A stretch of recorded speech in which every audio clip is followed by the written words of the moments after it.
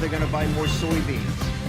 We already know that's why all the liars on Wall Street that said the stock market was going to implode, the economy was going to implode, all the Democrats, everything's going to happen. Nothing happened on Wall Street. You know why? The Chinese have very few bullets in the chamber.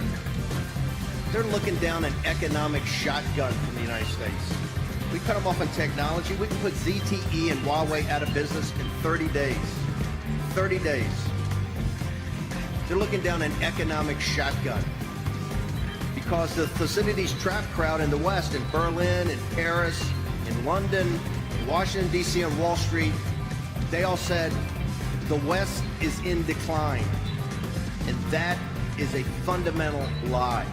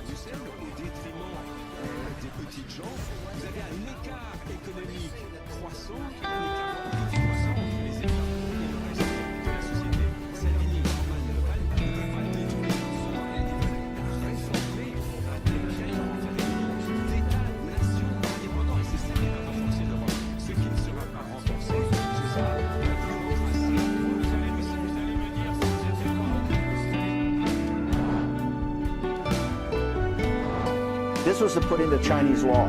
So they couldn't sit there later on and retrade the president, retrade the United States. The way you do this is you do it. You cut off the technology, you stop the forced technology transfers. You saw this NPR piece where the companies that had all the technology ripped off didn't want to raise their heads. They found the spring of retaliation. You stop the retaliation. And most importantly, you get the Wall Street hedge funds and the money managers and the investment banks, and you cut off the capital.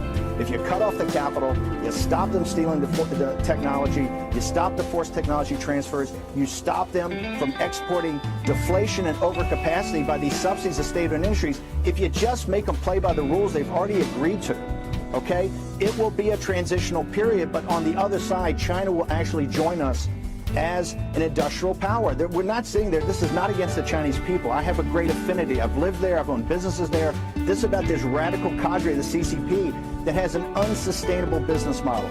It's incumbent upon us. We have all the cards.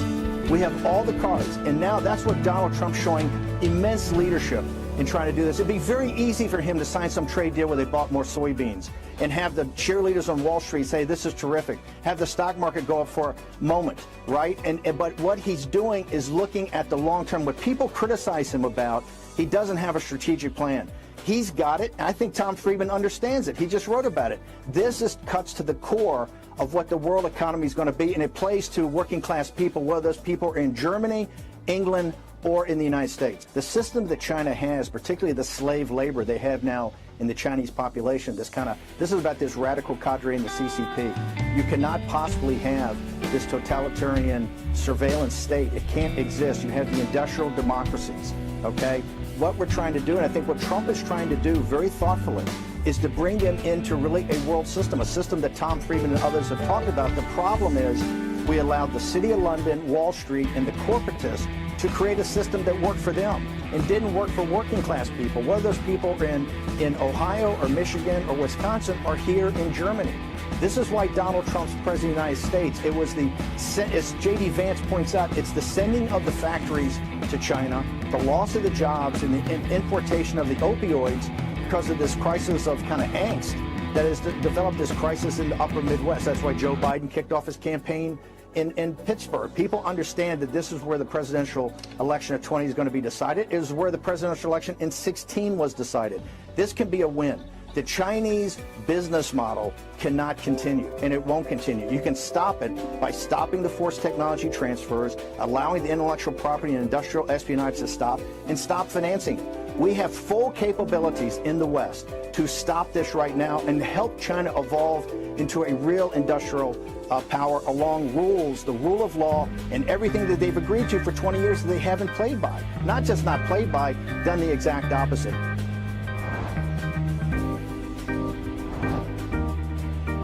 Well, I think it turned around. I think you saw all the globalists at that time. You had a huge emphasis. Remember, that's when we didn't get a chance to build the wall.